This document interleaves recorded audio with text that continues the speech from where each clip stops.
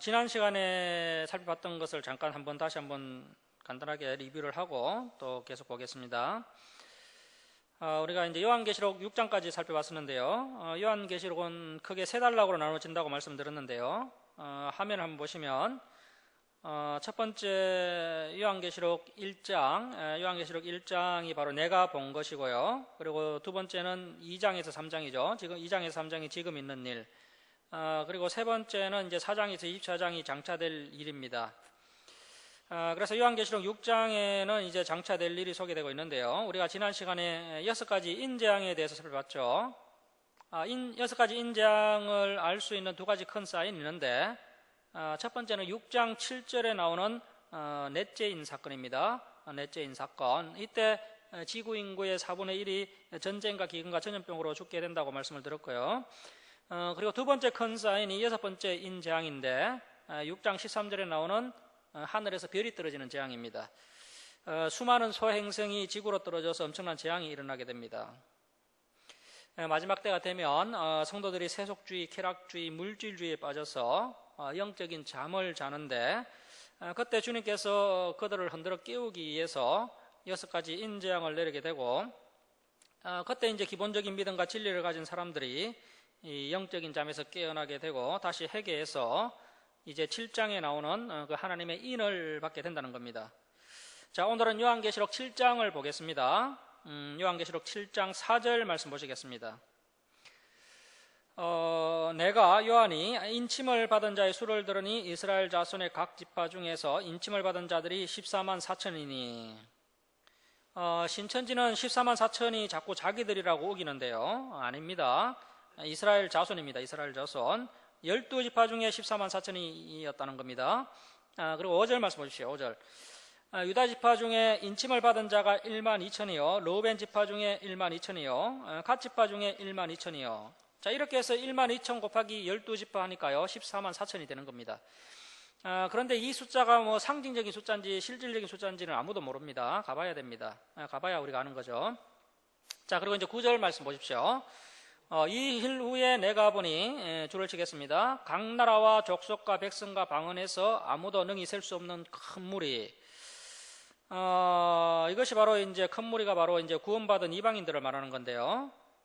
이렇게 이제 14만 4천 명의 유대인과 또 능히 셀 수 없는 큰 무리의 이방인들이 인침을 받고 구원을 받게 될 것이다라는 것이지, 아직은 휴거가 일어나지 않았습니다.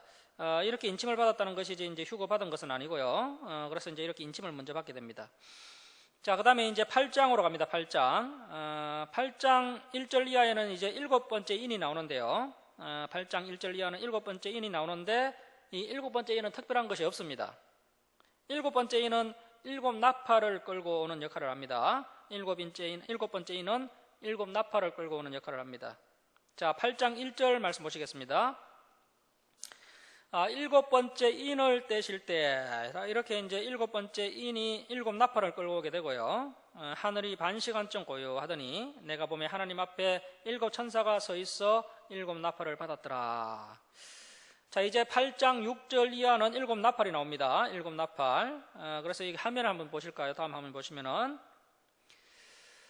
그래서 이제 7인 7 나팔인데요. 7인 한란은 한란 1입니다. 한란 1. 한란 1이고, 우리가 이제 살펴봤었죠, 앞에서. 그리고 이제 우리가 또 살펴보게 될 7 나팔 한란은 이제 한란 2입니다. 한란 2. 자, 다음 화면 넘겨보실까요? 7 나팔 한이 이제 한란 두 번째인데요. 그래서 이제 7인과 7 나팔이 대한란의 시대입니다. 대한란의 시대. 7인과 7 나팔이 대한란의 시대입니다. 자, 그래서 요한계시록이 이제 7인과 7 나팔과, 그래서 이제 그 다음에 또 7 대접재앙이 있습니다.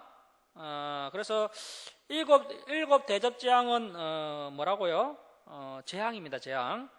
앞에 것은 한란이고 뒤에 것은 재앙입니다. 우리 믿는 성도들은요, 이 7 대접재앙은 받지 않습니다. 성도들은 이 땅에 7 대접재앙이 쏟아지기 전에 휴거를 하게 됩니다. 하지만 7인 한란과 7 나팔 한란은 우리 성도들도 불신자들과 똑같이 그 한란을 겪게 됩니다. 하지만 그 마지막 7 대접재앙은 우리가 겪지를 않는다는 겁니다. 자, 그래서 7 대접은 재앙이고요. 7인가 임금 나팔라는 환란입니다. 대환란, 환란 1, 환란 2 이렇게 나누어집니다. 자, 이제 우리가 7인을 살펴봤고 이제 7 나팔을 살펴볼 것인데요. 7 나팔은 어렵지 않습니다. PPT 화면 보시면 충분히 이해가 되는데요. 자, 8장 7절 말씀 보십시오. 8장 7절. 8장 7절에 1나팔이라고 좀 적어 놓으시고요. 1나팔. 첫 번째 나팔입니다. 1나팔이고 8절에 또 8절에 2나팔이라고 적으시고 8절에 2나팔. 그리고 10절에 3나팔이라고 적으시고 10절에 3나팔. 그리고 12절에 4나팔. 12절에 4나팔. 그 다음에 이제 9장 1절에 5나팔. 9장 1절에 5나팔. 그리고 이제 9장 13절에 6나팔. 9장 13절에 6나팔. 이렇게 이제 중나팔이 나오는데요. 자, 먼저 8장 7절 첫 번째 나팔입니다. 한 천사가 한 나팔씩을 불 때마다 한 가지씩 환란이 시작되는 그런 형식입니다. 자, 한 천사가 나와서 첫 번째 나팔을 불면 첫 번째 환란이 시작이 되는 겁니다. 그리고 두 번째 천사가 두 번째 나팔을 불면 두 번째 환란이 시작되는 형식으로 이야기가 진행되고 있습니다. 자, 7절에 첫 번째 천사가 첫 번째로 나팔을 부니까 이제 첫 번째 환란이 시작되는데요. 그 첫 번째 환란이 뭡니까? 자, 7절 말씀 보시면 첫째 천사가 나팔을 부니 피 섞인 우박과 불이 나와서 땅에 쏟아짐에 땅의 3분의 1이 타버리고 수목의 3분의 1도 타버리고 각종 푸른 풀도 타버렸더라. 그래서 땅의 3분의 1이 타버리고 나무와 풀의 3분의 1이 타버립니다.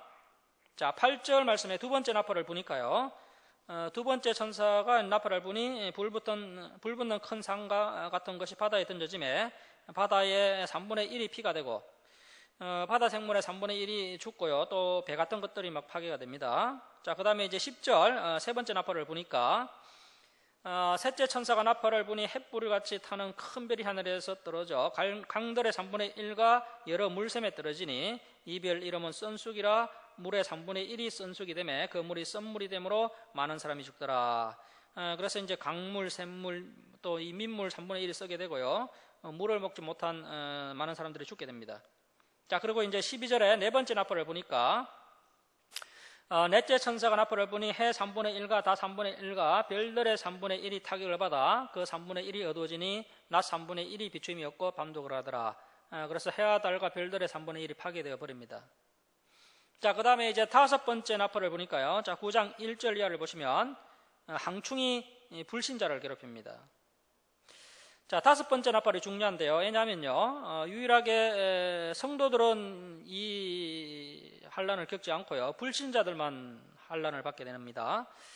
환란은 이제 보통 다른 환란들은 성도들도 다 경험하는데요. 그런데 유일하게 이 다섯 번째 나팔만 항충이 불신자만을 괴롭힙니다. 그 외에 다른 환란들은 우리 성도들도 이 환란을 다 같이 겪어야 됩니다.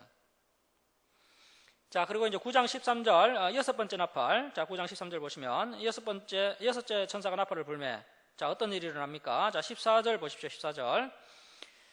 나팔 가진 여섯째 천사에게 말하기를 큰 강 유브라데 줄을 쳐놓으시고요. 그 중동 지역에 있는 그 유프라테스 강을 말하는 건데요. 이 유프라테스 강은 창세기 2장에서부터 등장해서 요한계시록까지 등장합니다. 자, 그만큼 이 유프라테스 강은 역사적으로 아주 중요한 위치에 자리를 잡고 있습니다. 자, 그런데 이 큰 강 유프라테스가요, 이제 중동 지역에 있는데 이 중동 지역에 이제 어떤 일이 일어나느냐 하면, 자, 15절 말씀 보십시오. 네 천사, 이 네 천사는요 죽음의 천사입니다. 죽음의 천사가 놓였으니 그들은 그 년월 일시에, 그러니까 때가 정해져 있다는 겁니다. 우리는 알지 못하지만 하나님의 때가 정해져 있다는 것이죠. 그 연월 일시에 이르러 사람의 3분의 1을 죽이기로 준비된 자들이더라. 줄을 칩니다. 사람의 3분의 1을 죽이기로 준비된 자들이더라. 자, 이 네 천사가요, 사람 3분의 1을 죽이는데 이 천사가 직접 죽이는 것은 아니고 어떤 일이 일어나서 전 세계 3분의 1에 죽게 된다는 것인데요. 자, 16절 말씀 보십시오. 이때 이 군인의 수가 얼마라고요? 마병대의 수는 2만만이니 2만만, 다른 번역 성경을 보면 2억이라고 되어 있습니다. 2억. 2만 곱하기 1만 하면 2억입니다. 2만 곱하기 1만 하면 2억 명. 2억 명이 동원된 엄청난 세계대전과 같은 큰 전쟁이 일어나게 될 것을 말씀하고 있다는 겁니다. 이 전쟁이 바로 그 3차 세계대전으로 보면 될 것 같습니다. 군인이 한 2억 명이 동원된 그런 3차 세계대전이 일어날 것으로 보면 되고요. 내가 그들의 수를 들었노라. 자, 17절 말씀 보시면 이 같은 환상 가운데 그 말들과 그 위에 탄 자들을 보니 불빛과 자줏빛과 유황빛 호신경이 있고 또 말들의 머리는 사자머리 같고 그 입에서는 불과 연기와 유황이 나오더라. 자, 불과 연기와 유황, 최첨단 무기, 어떤 강력한 살상 무기 이런 것들을 이야기하는 것이 아닌가 이렇게 볼 수 있다는 겁니다. 자, 18절 말씀 보십시오. 이 세 재앙 곧 자기들의 입에서 나오는 불과 연기와 유황으로 말미암아 사람 3분의 1이 죽임을 당하니라. 줄을 칩니다. 줄치고 빌표해 놓겠습니다. 사람 3분의 1이 죽임을 당하니라. 자, 여기에 그 세 번째 마지막 큰 사인이라고 적어 놓습니다. 세 번째 마지막 큰 사인. 세 번째 마지막 큰 사인. 자, 그래서 이제 우리가 휴거 직전에 자, 화면 다시 한번 넘겨 보실까요? 다음 화면. 휴거 직전에 이제 세 가지 큰 사인이 있는데요. 첫 번째는 넷째인으로 전쟁과 기근과 전염병으로 전 세계 4분의 1이 단기간에 죽게 되는 일이 있게 될 것이고요. 두 번째 큰 사인은 이제 여섯째인으로 큰 지진이 있게 될 것이고, 또 그와 동시에 하늘에서 별이 떨어져서 도시 문명이 순식간에 파괴되는 일들이 있게 될 것이고요. 그리고 여섯 번째 나팔을 불 때 이제 중동에서 3차 세계대전이 일어나게 되고 이로 인해서 전 세계 인구의 3분의 1이 죽게 되는 일이 있게 될 겁니다. 자, 우리가 다른 것은 몰라도 이 세 가지는 반드시 외우고 계셔야 됩니다. 그래서 네 번째인, 여섯 번째인, 그리고 여섯 번째 나팔, 넷째인, 여섯째인, 여섯 번째 나팔 외우고 계셔야 됩니다. 자, 여러분 지금까지 살펴본 이 큰 사인 세 개만 해도요, 전 세계 인구의 한 60~70%가 죽게 됩니다. 그리고 또 하늘에서 별이 떨어졌을 때 뭐 얼마나 많이 죽을지도 모릅니다. 자, 예수님께서 예언하셨던 것처럼요, 그야말로 전무후무한 대환란이 임하게 될 겁니다. 다섯 번째 항충을 제외하고는 성도들이 고스란히 겪게 되는 그런 환란입니다. 그 조용기 목사님이 말한 것처럼요, 예수님이 모든 환란을 다 짊어지고 가셨기 때문에 우리는 이 땅에서 복받고 행복하게 살면 되는 것이 아니고요, 앞으로 우리 후손들이 이 모든 환란을 고스란히 다 통과해야 됩니다. 아마도 불신자들보다 더 힘들게 될 것입니다. 만약에 이 대환란이 장기화되면요, 아무도 구원을 장담할 수가 없다는 것이죠. 하나님께서 또 감사하게도 택하신 자들을 위해서 그 날을 감해 주시겠다라고 말씀하셨다는 겁니다. 그래서 정말 힘들어서 더 이상 못 참겠다라고 할 때 조금만 더 참으면 신랑 되신 예수님께서 오신다는 겁니다. 자, 이제 10장으로 갑니다. 10장 1절 말씀 보시면, 내가 요한이 또 보니 힘센 다른 천사가 구름을 입고 하늘에서 내려오는데, 자, 첫 번째 나팔에서 여섯 번째 나팔은 그냥 불고 했었는데요. 그런데 이제 마지막 일곱 번째 나팔을 남겨놓고는요, 마지막 일곱 번째 나팔을 남겨놓고는 그 마치 그 세상 종료 10분 전, 휴거 10분 전 하는 것처럼 이 힘센 천사가 이제 굉장한 세레모니를 하는 것을 볼 수 있습니다. 자, 10장 1절 말씀 다시 한번 보십시오. 내가 또 보니 힘센 다른 천사가 구름을 입고 하늘에서 내려오는데, 다음에 한번 보실까요? 네, 그래서 이제 바로 저 천사인데요. 근육질 천사가 나타나게 되고, 구름을 입고 이제 하늘에서 내려오는데, 그 머리에는 무지개가 있고, 그 얼굴은 해 같고, 그 발은 불기둥 같으며, 그 손에는 펴놓은 작은 두루마리를 들고, 자, 이 작은 두루마리에 뭐가 들려 있을까요? 일곱 번째 나팔을 불면 이루어지게 될 비밀이 적혀 있습니다. 자, 일곱 번째 나팔을 불면 이루어지게 될 비밀이 적혀 있는 작은 두루마리를 들고, 여기 그림처럼 그 오른발은 바다를 밟고 왼발은 땅을 밟고, 사자가 부러지는 것 같이 큰 소리로 외치니 그가 외칠 때 일곱 우레가 그 소리를 내어 말하더라. 자, 5절 말씀 보십시오. 5절. 내가 본 바 바다와 땅을 밟고 서 있는 천사가 하늘을 향하여 오른손을 들고, 자, 그래서 이제 오른손을 들고 흔들면서요, 6절 보시면, 세세토록 살아계시니 곧 하늘과 그 가운데 있는 물건이며, 이제 또 왼발을 구르면서 땅과 그 가운데 있는 물건이며, 이제 또 오른발입니다. 오른발을 바다에 밟으면서 바다와 그 가운데 있는 물건을 창조하신 이를 가리켜 맹세하여 이르되 지체하지 아니하리니. 자, 그동안 우리 하나님께서 한 영혼이라도 더 구원하시기 위해서 많이 지체하셨습니다. 자, 여러분, 한 영혼이라도 전도가 되고 있다면요, 마지막 시대가 오지 않습니다. 한 영혼도 돌아오지 않기 때문에 결국 이 마지막 시대가 온다는 겁니다. 지금 한국 교회 가운데 급격히 진리에 반응하는 사람들이 줄어들고 있지만요, 아직도 전도는 되고 있습니다. 그런데 이제 이렇게 가다가 이제 결국 한 명도 돌아오지 않는 때가 온다는 겁니다. 그리고 이제 전 세계 가운데도 단 한 명도 돌아오지 않는 그러한 시대가 올 겁니다. 그러면 이제 적 그리스도가 데뷔식을 하게 되고요, 이방인 전도의 때가 끝나고 이스라엘이 이방인에게 밟히는 것이 끝나면서 이제 정말 말세지 말의 시대가 돌아가게 되는 겁니다. 자, 지체하지 아니하리라. 한 영혼이라도 더 구원하기 위해서 많이 지체하셨다는 거죠. 하지만 이제는 하나님께서 지체하지 아니하시겠다는 겁니다. 자, 7절 말씀 보십시오. 일곱째 천사가 소리내는 날 그의 나팔, 마지막 나팔입니다. 일곱 번째 나팔만 남았는데요, 마지막 나팔, 여기에 마지막 나팔이라고 적어놓습니다. 그의 나팔, 마지막 나팔이라고 적어놓으시고요. 자, 일곱 번째 마지막 나팔을 불려고 할 때 하나님이 그의 종 선지자들, 자, 그래서 이제 선지자들에게 이미 말씀하셨던 비밀인데요, 그 종의 선지자들에게 전하신 복음과 같이 하나님의 그 비밀이 이루어지리라 하더라. 자, 그러니까 일곱째 천사가 마지막 나팔을 불 때 그동안 여러 종도를 통해서 이미 예언하셨던 어떤 큰 비밀이 이루어지게 될 것이라는 겁니다. 자, 이제 11장 15절로 가시면 일곱째 천사가 이제 마지막 일곱 번째 나팔을 붑니다. 앞에 본 것은 예고고요, 이제 11장 15절이 마지막 나팔을 진짜 부는 겁니다. 자, 11장 15절 말씀 보십시오. 일곱째 천사가 나팔을 불매. 자, 그래서 다음 화면 보시면 이제 마지막 천사가 마지막 나팔을 부니까 어떤 일이 일어나게 됩니까? 하늘에 큰 음성들이 나서 이르되 세상 나라가 우리 주와 그의 그리스도의 나라가 되어, 그래서 이제 예수 그리스도의 나라가 되었다는 겁니다. 그가 세세토록 악노릇 하시리로다 하니. 그래서 이제 그리스도께서 왕이 되셔서 세세토록 다스리실 것이다. 일곱 번째 마지막 나팔을 불었을 때 놀라운 일이 일어난 겁니다.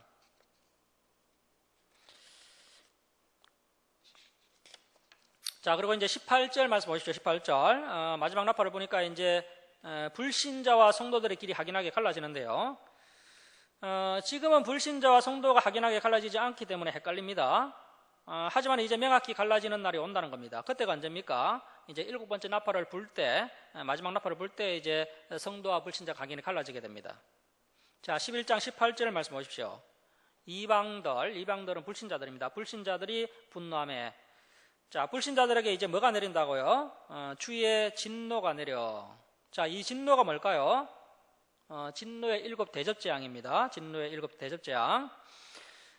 진노가 내려 죽은 자를 심판하시며 종 선지자들과 성도들. 자, 그러니까 불신자들과 선지자들과 성도들이 확연히 갈라지는 때가 옵니다. 그때는 정말 우리가 그때 정말 잘했다. 그때 내가 세상 성공 지향하지 않고 정말 바르게 옳게 신앙생활을 했던 것이 정말 잘한 것이다.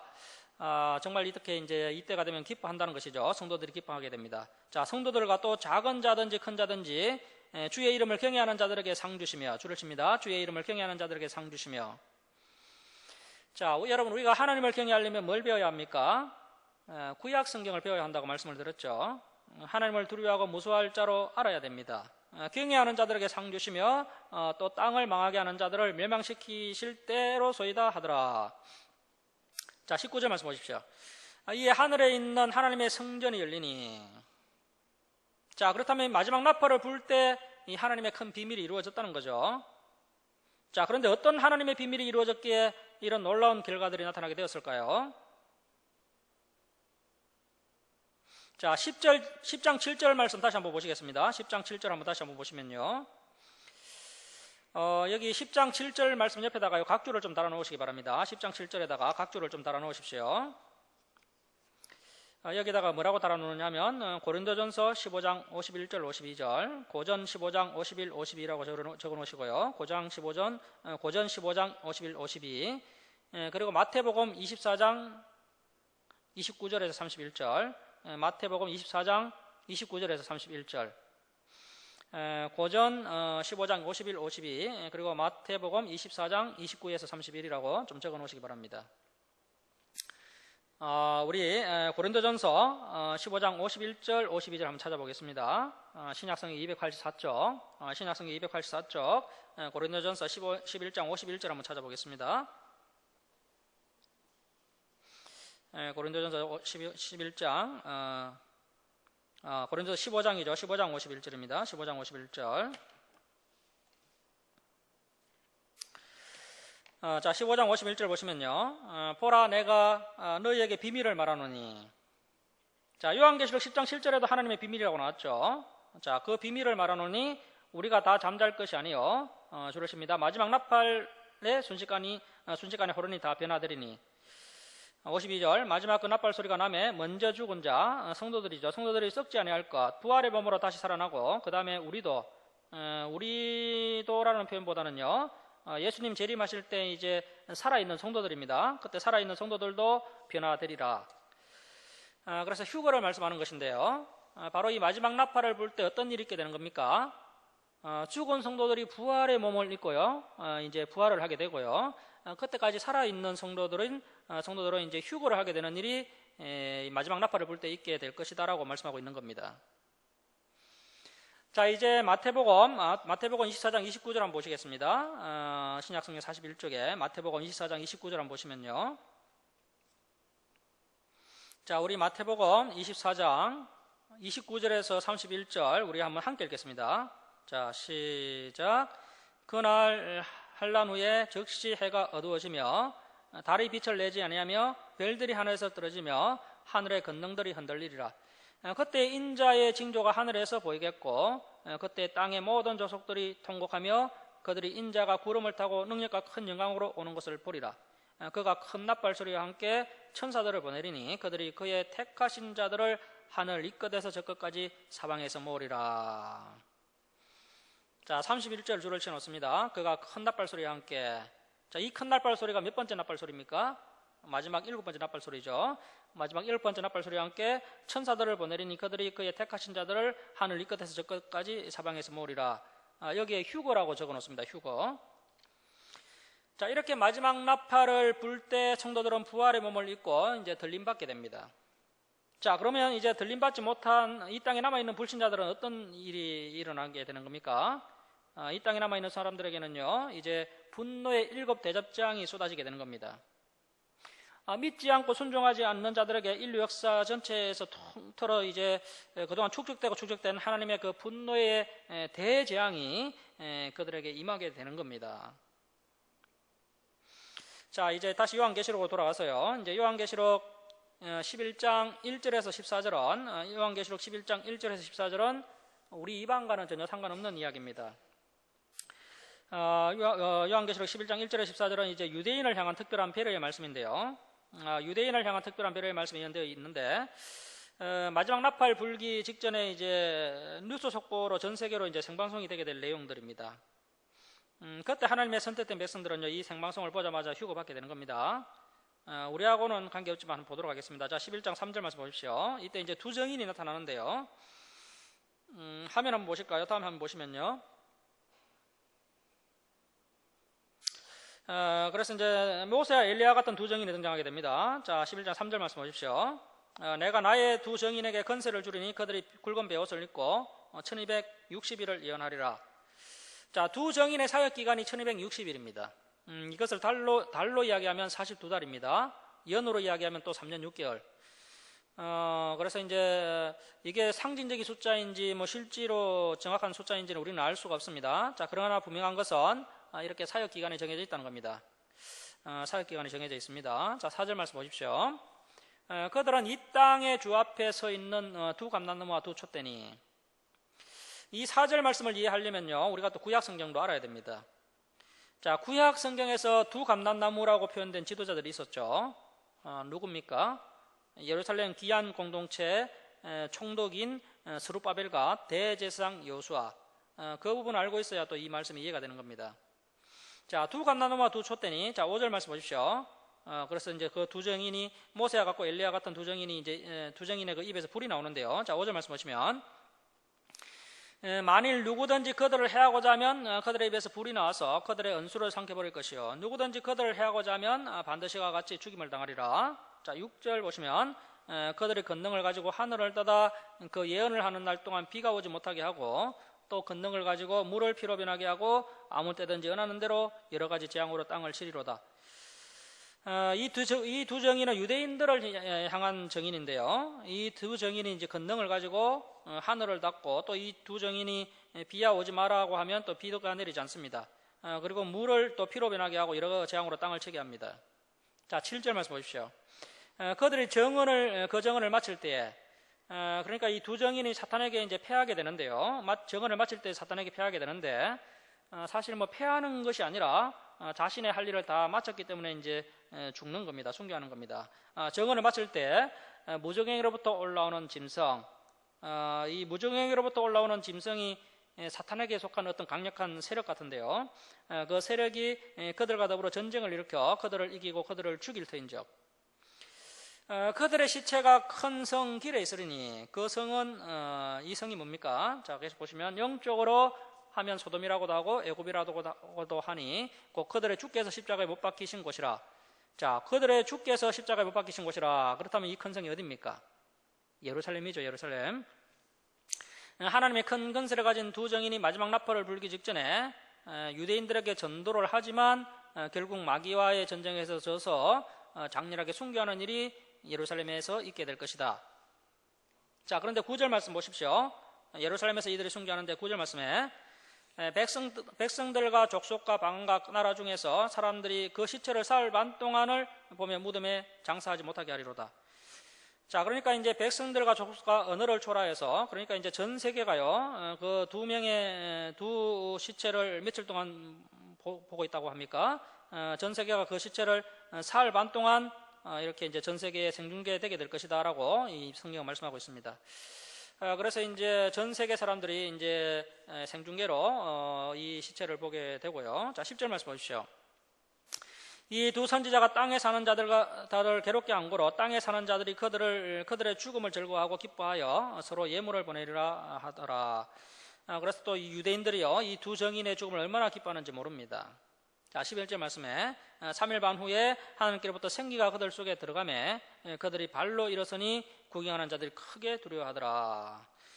그래서 이 두 정인이 부활해서 성전을 합니다. 자, 12절 말씀 보십시오.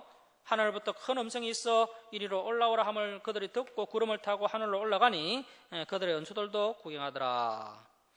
그래서 이제 이 은수들이 다 그 장면을 구경하게 됩니다. 자, 그래서 다음 화면 보시면 바로 이제 저 화면인데요. 저 장면입니다. 많은 사람들이 보는 앞에서 두 정인이 부활해서 성천하게 됩니다. 자, 그리고 13절 말씀 보시면 그때 이제 큰 지진이 나서 그 성 예루살렘 성 10분의 1이 무너지고 지진에 죽은 사람이 7천이라. 예언이 매우 구체적입니다. 이때 이제 지진으로 죽은 사람이 7,000명입니다. 그 남은 자, 이 남은 자들은 이제 다수일까요, 소수일까요? 소수겠죠, 소수. 우리가 이제 이사야서, 예레미야서에서요 남은 자 신학을 다 배웠지 않습니까? 남은 자는 소수입니다. 자, 남은 자들이 두려워하여 영광을 하늘에 하나님께 돌리더라. 자, 그래서 이제 이때 유대인들 중에서 다수가 들어옵니까? 소수가 들어옵니까? 소수가 두 정인에 의해서 마지막 나팔 불기 직전에 하나님의 복음을 받아들이고 휴거에 동참하게 될 것을 예언하고 있는 겁니다. 자, 이때까지 유대인들은 다수가 돌아오지 않습니다. 유대인들은 이때까지도 회복되지 않습니다. 유대인들의 회복은 더 뒤로 미뤄지게 됩니다. 천년왕국 때가 되어서야 이제 유대인들이 돌아오게 되는데요. 유대인들의 전도회 때는 천년왕국 시대입니다. 그런데 이제 인터콥이요 이 말씀을 모르기 때문에요. 이제 백투더 예루살렘 하면서 이렇게 이제 유대인들에게 전도해야 예수님이 오신다라고 하면서 그렇게 열심히 전도하고 있는데 사실 에너지 낭비가 심한 거죠. 그리고 이제 이렇게 이제 유대인들을 향한 하나님의 택배 배려 말씀이 나오게 되고요. 이제 12장으로 가십시오. 12장. 12장으로 가시면 이제 지금부터 계시의 방향이 세 갈래로 나누어지게 됩니다. 자, 이 화면을 보시면 좀 이해가 쉬운데요. 다음 한번 넘겨보실까요? 그래서 이제 우리가 이제 드라마 마지막 회를 보면요. 마지막 회 바로 직전에 지나간 줄거리를 다시 한번 쭉 보여주죠. 바로 그것입니다. 이제 우리가 거의 마지막까지 살펴봤기 때문에 이제 드라마 마지막 회를 상영하기 직전에 과거부터 종말까지 역사를 압축해서 압축 요약해서 이제 보여주는 아주 중요한 하이라이트 부분을 보여주고 나서 이렇게 이제 마지막 회 이제 드라마가 시작되는 겁니다. 자, 그래서 이제 12장, 13장, 14장은 과거에서 종말까지의 그 역사를 압축해주고 있는 주요한 하이라이트 장면이라고 볼 수 있겠습니다. 그래서 이제 11장 다음에 12장을 바로 연결해서 보시면 안 되고요. 이 12장, 13장, 14장은 따로 분리해서 봐야 됩니다.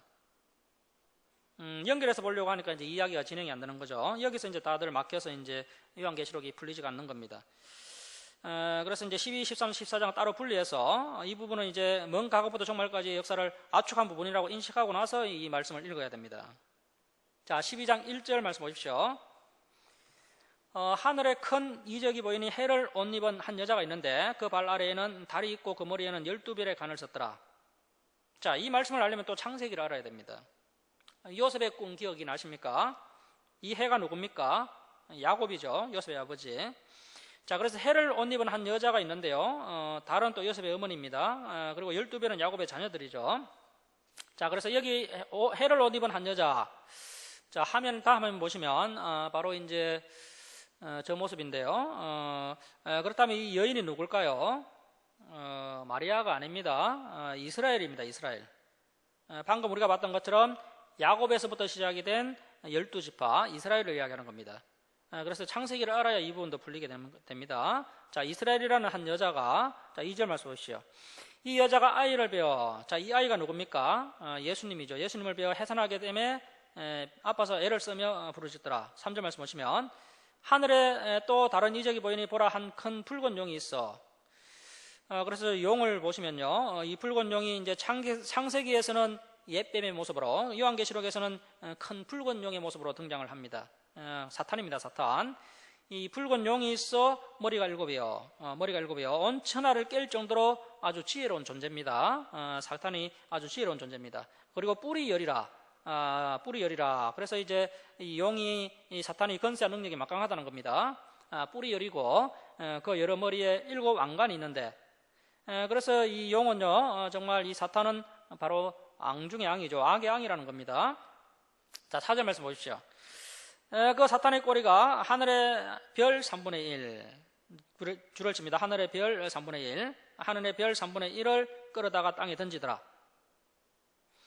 자, 이 하늘의 별 3분의 1은 천사의 3분의 1을 의미합니다. 천사의 3분의 1을 의미합니다. 그러니까요, 이 사탄이요, 천사의 3분의 1을 타락을 시켰다는 겁니다. 이것은 신학자들의 보편적인 해석입니다. 주석을 보면 이렇게 이제 해석을 해놓은 것이 많습니다. 그래서 우리가 분명히 알 수 있는 것은요, 이 타락한 천사가 귀신인데요. 여러분, 사람이 죽어서 귀신이 되는 것이 아닙니다. 타락한 천사가 귀신이 되는 겁니다. 그래서 이제 그 귀신의 두목이 바로 사탄입니다. 사탄. 붉은 용, 사탄. 그래서 이제 사탄, 마귀는 같은 건데요. 마귀라고 하기도 하고 사탄이라고 하기도 하는데, 마귀, 사탄은 항상 단수고 귀신들은 또 복수죠. 복수. 수많은 귀신들이 있습니다. 자, 그래서 그 천사의 무리의 3분의 1이 타락해서 귀신이 되었고요. 아직도 신실하고 진실된 천사가 3분의 2가 아직 남아 있습니다. 그래서 이 본문을 통해서 이제 그러한 소스를 우리가 알 수가 있습니다. 자, 하늘의 3분의 1을 끌어다가 땅에 던지더라. 용이 해산하려 하는 여자 앞에서 그가 해산하면 그 아이를, 예수님을 삼키고자 하더니, 이 마귀가 육신으로 오신 예수님을 죽이려고 헤롯 왕을 통해서, 그리고 유대 지도자들과 로마를 통해서 이 예수님을 죽이려고 여러 차례 시도했던 것을 이렇게 말씀하는 것으로 볼 수가 있습니다. 자, 이렇게 아이를 삼키고자 했다는 겁니다. 자, 그리고 이제 7절 말씀 보시면 하늘에서 전쟁이 일어나는데요. 아마도 이 전쟁이 일어나기 전에는요, 우리가 그 욥기나 또 스바냐서에서 봤던 것처럼 이제 사탄이 타락을 해도 어느 정도 때까지는 이제 하늘나라에 출입하면서 그 하나님의 의전회의에 참석해서 이제 사람들을 비방하고 중상모략하고 고발하는 장면을 우리가 욥기나 스바냐서를 통해서 그 의전회의에 참석한 그 사탄의 모습을 봤었죠. 그런데 이제 이 사탄이 이제 육신으로 오신 예수님을 죽이려고 했기 때문에 완전히 하늘에서 내어 쫓김을 받은 것이 아닌가, 이렇게 또 생각해 볼 수도 있겠습니다. 이것은 뭐 생각이죠. 그렇게 해볼 수 있다는 거죠. 자, 그래서 이제 7절 말씀 보십시오. 7절 말씀 보시면 이 사탄이 예수님을 죽이려고 한 겁니다. 그런데 예수님이 부활 성천하시니까요, 그것도 없이 또 그 예수님을 따라서 하늘로 올라갔다가 이제 천사장 미가엘과 하늘 전쟁이 일어나게 됩니다. 자, 12장 7절에서 9절 우리 함께 읽겠습니다. 자, 시작. 하늘에 전쟁이 있으니 미가엘과 그의 사자들이 용과 더불어 싸울세 용과 그의 사자들도 싸우나 이기지 못하여 다시 하늘에서 그들이 있을 곳을 얻지 못한지라. 큰 영이 내쫓기니 옛뱀 곧 마귀라고도 하고 사탄이라고도 하며 온 천하를 깨는 자라. 그가 땅으로 내쫓기니 그의 사자들도 그와 함께 내쫓기니라. 그래서 이제 다음 화면 보시면요. 방금 읽었던 본문이 바로 이 그림이죠. 미가엘과 천사들 그리고 사탄과 타락한 귀신들이 하늘에서 전쟁이 있게 되고 이 전쟁 때 이제 사탄이 져서 미가엘에게 지게 됩니다. 자, 그리고 이제 10절 끝에 보시죠. 10절 끝에. 10절 끝에 보시면 우리 형제들을 참사하던 자 곧 우리 하나님 앞에서 밤낮 참사하던 자가 쫓겨났고. 자, 이 타락한 사탄이 천국에 들어날락할 때는 천국이 조용할 날이 없었습니다. 계속 참수하고 고발하고 박상희 목사가 죄를 지었습니다. 대제사장 여호수아가 죄를 지었습니다. 이렇게 참수하는 거죠. 지금은 이제 이 땅에 내려와서 이렇게 시끄럽게 이 세상을 시끄럽게 하고 있습니다. 자, 11절 말씀 보십시오. 자, 11절 줄을 치겠습니다. 또 우리 형제들이 어린 양의 피와 자기들이 정언하는 말씀으로써 그를 이겼으니. 자, 무엇으로 사탄을 이겼다고요? 첫 번째는 어린 양의 피입니다. 어린 양의 피. 자, 우리의 그 구원의 문제에 있어서 우리가 땀을 흘리고 실천하고 행했다고 해서 나의 공로로 구원받았다고 한다면요, 그것은 아무것도 아닌 겁니다. 자, 여러분, 우리가 땀 흘리고 힘을 쓴 것도 사실 알고 보면 하나님의 은혜입니다. 전적인 하나님의 은혜입니다. 이 구원의 문제, 제일 문제는요, 예수님의 피로 해결받은 겁니다. 자, 두 번째는요, 말씀으로 사탄을 이긴다는 겁니다. 그 말씀의 금 기억나시죠? 전신갑주 아이템 중에서 말씀의 금이 유일한 공격형 무기입니다. 그래서 우리가 이 말씀의 금만 잘 갈고 있어도요, 어디 가도 무섭지 않습니다. 어디 가도 우리가 두렵지 않습니다. 이렇게 준비만 되어 있으면 하나님께서 분명히 이제 귀하게 사용하십니다. 자, 말씀으로써 사탄을 이겼으니 이 사람들의 특징이 있는데요, 그들은 죽기까지 자기들의 생명을 아끼지 아니하였도다. 자, 앞에서 봤던 그 불의의 싹스를 사랑하고 또 자기 배를 사랑하는 그 거짓 선지자들과는 정반대의 모습입니다. 자, 아무튼 이렇게 됨으로 인해서 이제 하늘은 행복해졌지만 이제 사탄이 쫓겨났기 때문에 하늘은 행복해졌어요. 그런데 이제 땅은 참 골치 아프게 된 거죠. 자, 12절 말씀 우리 함께 읽겠습니다. 자, 시작. 그러므로 하늘과 그 가운데 거하는 자들은 즐거워하더라. 그러나 땅과 바다는 하있을진저 이는 마귀가 자기의 때가 얼마 남지 않은 줄을 알므로 크게 분내어 너희에게 내려갔음이라 하더라. 자, 이렇게 됨으로 인해서 이제 하늘은 행복해졌지만 땅은 더욱 상황이 어렵게 된 겁니다. 그래서 우리가 이렇게 힘들게 살고 있는 거죠. 자, 13절 말씀 보십시오. 용이 자기가 땅으로 내쫓긴 것을 보고 남자를 낳은 여자, 이 여자가 누구라고요? 이스라엘이라고 그랬죠. 이스라엘을 박해하는지라. 자, 그러니까 이스라엘이 그렇게 역사 가운데 많은 박해를 받은 겁니다. 히틀러를 통해서 유럽을 통해서 많은 박해를 당했는데요. 그런데 이 사탄이 이 여자 이스라엘을 어떻게 하지 못합니다. 자, 17절 말씀 보십시오. 17절. 용이 여자에게 분노하여 돌아가서, 자, 이스라엘을 어떻게 하지 못합니다. 그래서 이제 사탄이 분노하여 돌아가서 그 여자의 남은 자손, 자, 이 여자의 남은 자손이 누굴까요? 오늘날 우리 신약의 성도들입니다. 성도. 우리도 이제 접붙임을 받은 이스라엘의 자손이죠. 여자의 남은 자손, 성도들을 이야기하는 것으로 보입니다. 그 여자의 남은 자손, 곧 하나님의 계명을 지키며 예수의 증거를 가진 자들. 자, 그러니까 하나님의 계명을 지키지 않는 자들을 사탄이요, 너는 어차피 내 편이다. 불교를 믿는 것이나 또 기독교를 미신적으로 믿는 것이나 사실은 똑같은 겁니다. 담임 목사가 봤을 때는 미신적으로 신앙생활하는 성도들이 교회에 와서 11조하고 예배드리기 때문에 고맙게 생각할지는 모르겠지만 하나님이 보셨을 때는 똑같다는 겁니다. 하나님의 계명을 지키는 자가 정말 하나님의 편이고 사탄의 대적을 받게 된다는 겁니다. 자, 그래서 이 하나님의 계명을 지키는 자들과 더불어 싸우려고 바다 모래 위에 서 있더라. 자, 그래서 우리가 앞으로 이 진리를 가지고 전도자의 사명을 감당하면서 이 교회를 세워나가다 보면요, 이 사탄과 격렬한 영적 싸움을 경험하게 된다는 겁니다. 그러나 두려워할 필요가 없습니다. 그래서 이제 마귀가 아까 보셨던 것처럼 예수님도 어떻게 못했죠. 이스라엘도 또 어떻게 못했습니다. 이제 누구를 건드립니까? 이 계명을 지키는 참믿음의 성도들과 전쟁을 선포한 겁니다. 마귀가 이 성도들을 대상으로 최후의 발악을 하는 시대이기 때문에요. 하나님의 계명을 빼어서 그 계명을 지키는 우리는요, 이 전쟁을 각오해야 됩니다. 자, 이제 12장의 내용까지가 이미 진행된 내용이고요. 이미 성취된 내용입니다. 12장까지가 성취된 내용이고 이제 13장부터는 아직 성취되지 않은 내용인데요. 그래서 이제 12장은 성취된 장면이고 13장, 14장은 아직 성취되지 않은 이야기입니다. 자, 13장을 보시면요, 이제 적그리스도가 등장합니다. 13장을 보시면 적그리스도 등장하는데요. 자, 13장 1절 말씀 보시죠. 내가 보니 바다에서 한 짐승이 나오는데 이것은 이제 적그리스도입니다. 적그리스도는 사람입니다. 사람. 적그리스도가 등장했는데 뿔이 여리고 머리가 7이면 뭐 누가 그 적그리스도를 따라가겠습니까? 그것이 아니고요. 이제 뿔이 열이라는 것은 앞에서 사탄 이야기하면서 말씀드렸다시피요.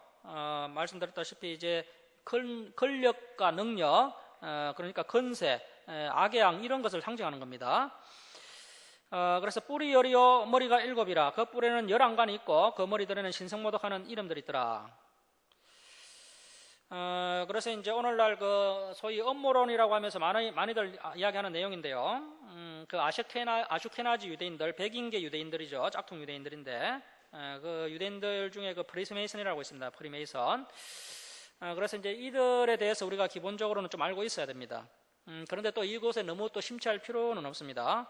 우리가 또 이곳에 너무 심취해서 성경 공부를 안 하면요, 오히려 문제가 됩니다.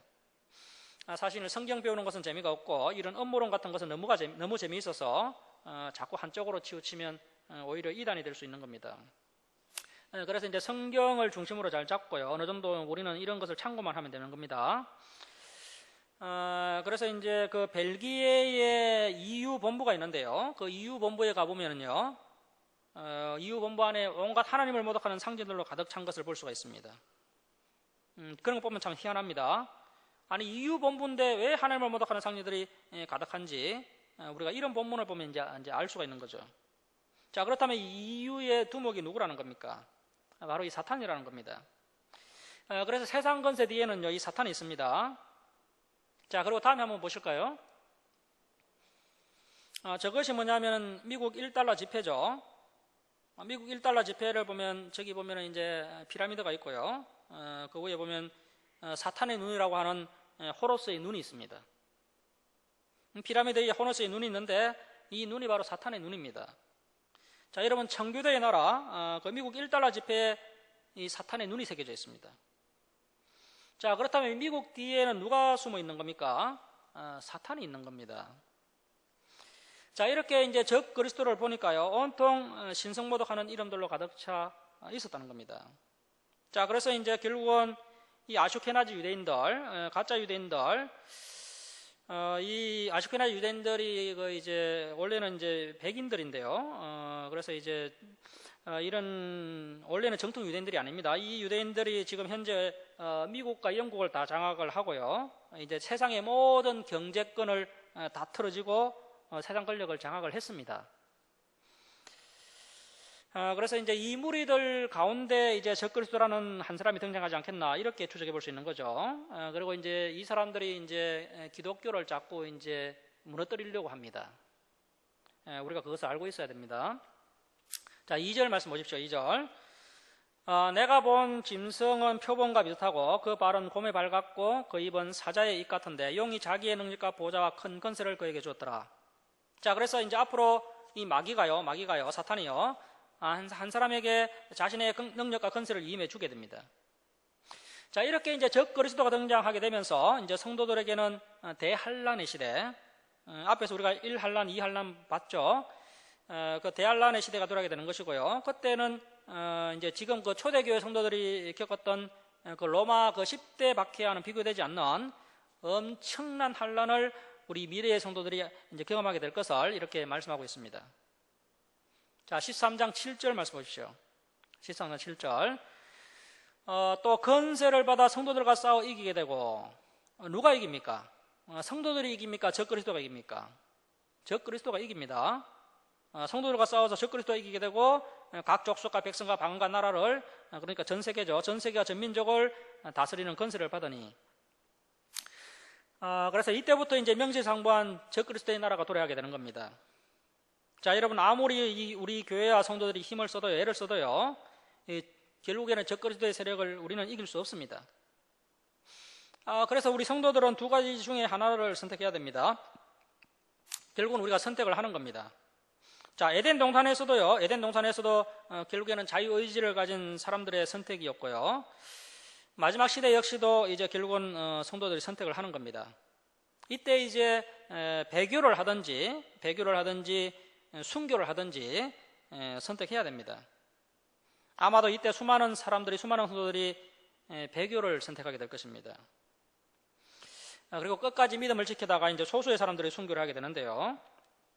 자, 이러한 적그리스도의 나라가 도래하려면 가장 먼저 빅뉴스가 있어야 됩니다. 여러 번 말씀을 드렸던 내용인데요. 반드시 이스라엘의 제3성전이 다시 세워져야 됩니다. 지금은 현재 이제 오마르 사원이 세워져 있죠. 이슬람의 오마르 사전이 세워져 있는데 그것이 무너지고 그곳에 제3성전, 유대인들의 제3성전이 세워져야 됩니다. 그리고 또 이제 하나의 경제, 하나의 화폐, 하나의 정부, 하나의 종교가 통합이 되어야 됩니다. 하나의 이제 초강대국이 도래해야 됩니다. 또 이 말씀을 듣고 너무 조마조마하실 필요는 없고요. 앞으로 이제 이런 시대가 도래하려면 앞으로 뭐 몇백 년이 더 흘러가야 될지 모릅니다. 그래서 우리가 반드시 우리 다음 세대에게 이 말씀을 계속해서 가르쳐야 됩니다. 그래서 어느 정도 믿음을 가지고 있어야지 이제 하나님께서 마지막 때에 이제 하늘에서 별을 떨어뜨리실 때 그때가 이제 마지막 회개할 기회지 않습니까?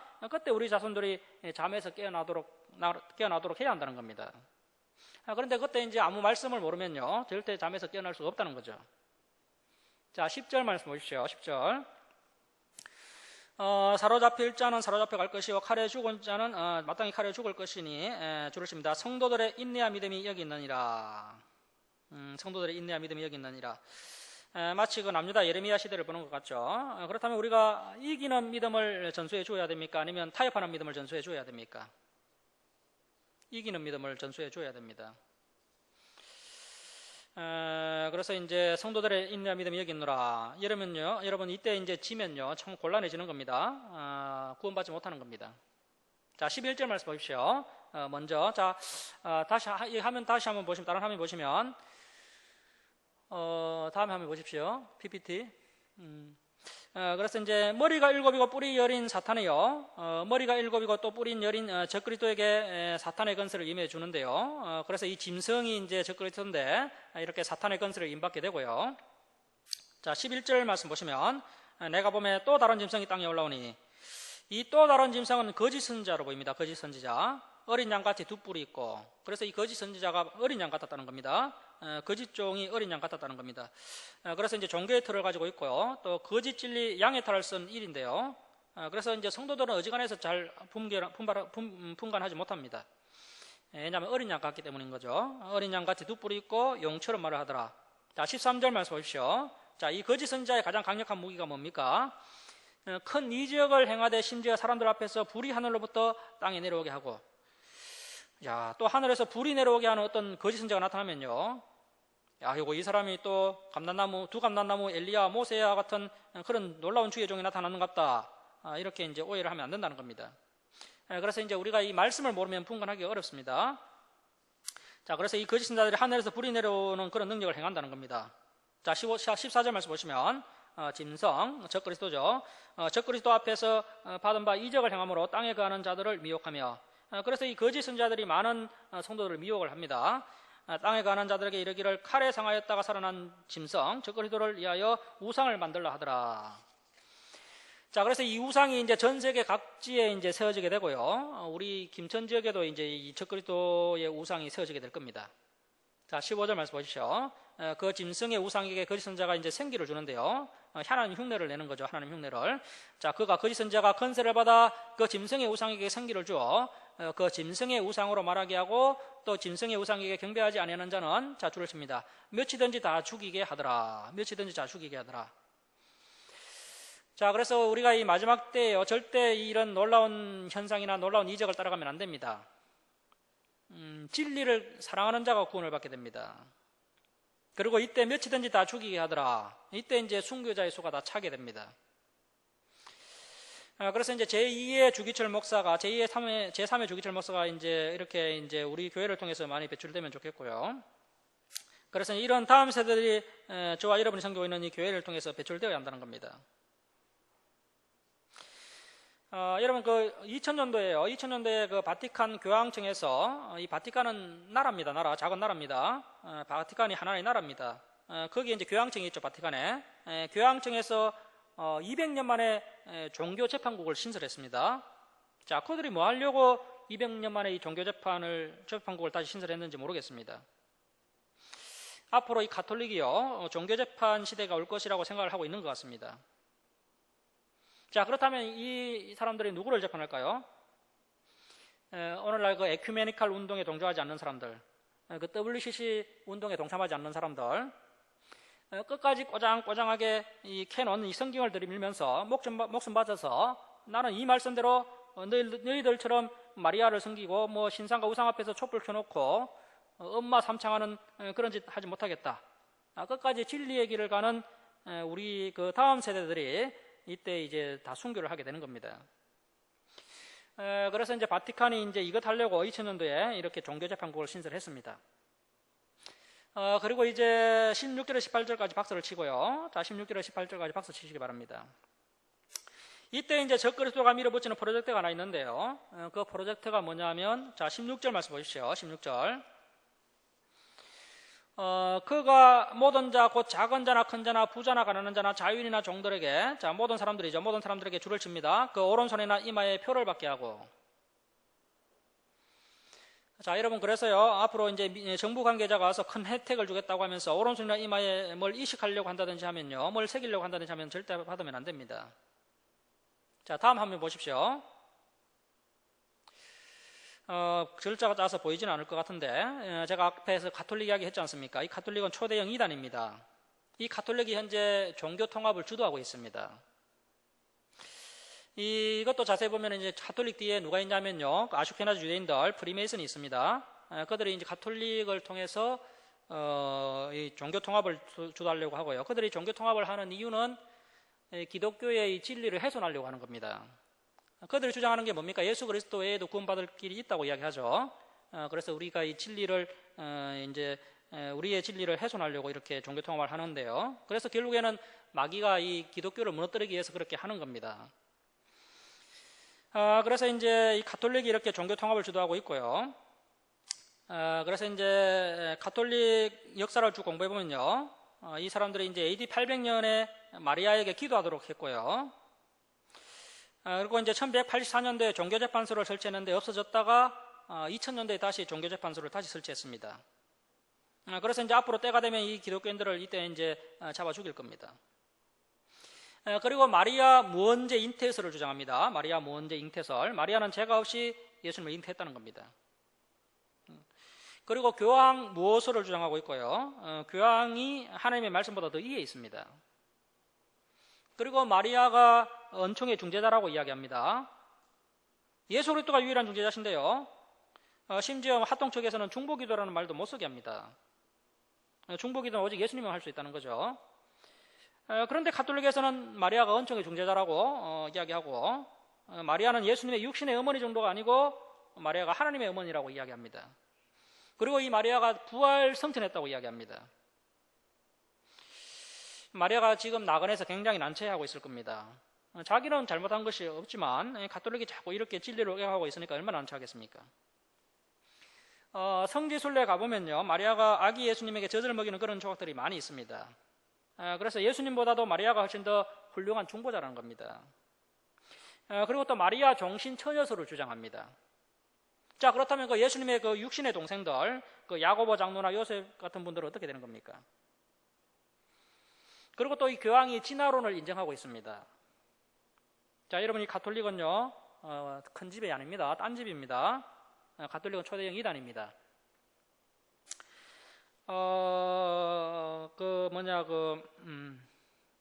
지금 교황이 예수회 출신인데요, 예수회가 저 밑에 보면 시대 읽기라는 제가 책이 있는데, 그 책을 보면 예수회가 이제 원래 유대인들이 이제 그때는 이제 종교 십자군 같은 그 군인들이 기독교를 믿지 않으면 다 죽이지 않았습니까? 그래서 유대인들이 살기 위해서 거짓으로 이렇게 그 가톨릭을 믿게 되었고요. 그렇게 믿는 것처럼 했고, 그래서 이제 예수회를 설립해서 그들이 이제 그 가톨릭에 잠입을 했다는 거죠. 그래서 이제 겉으로는 뭐 선한 일을 많이 하고 하는데 결국은 그들이 이 가톨릭을 장악해서 그 가톨릭을 통해서 이렇게 종교 통합을 추진하고 기독교를 해파하기 위해서 이렇게 이제 우리 기독교의 진리 예수 그리스도에는 구원이 없다, 이 진리를 자꾸 훼손하고 있는 거죠. 그렇기 때문에 이제 가톨릭 뒤에 이렇게 마귀가 있다라고 이렇게 주장하는 것이 뜬금없는 이야기가 아니고 또 그것을 밝히는 또 이런 사람들이 있어요. 역사적으로 추적해서 그런 것이 뜬금없는 이야기가 아니고 그런 책들을 보면은 구체적으로 이렇게 정언이 되어 있습니다. 그래서 우리가 성도님들은 이것을 볼 줄 알아야 되는 거죠. 그래서 이제 그런 눈을 볼 수 있는 눈이 있어야 된다는 겁니다. 그래서 이제 그 김진홍 목사님이 가톨릭을 큰 집이라고 말했고요. 또 자유주의 신학 사상에 물든 신학교 교수들이 같은 예수님을 믿는 형제들과 화해해야 된다, 이런 말도 안 되는 주장을 하니까요, 오늘날 우리 성도님들이 헷갈리는 겁니다. 결국 때가 되면 이렇게 이제 그 신상들이 세워지게 되고요. 이 적그리스도 신상이 말을 하고 하늘에 불이 떨어지니까 누가 뭐 안 따라가겠습니까?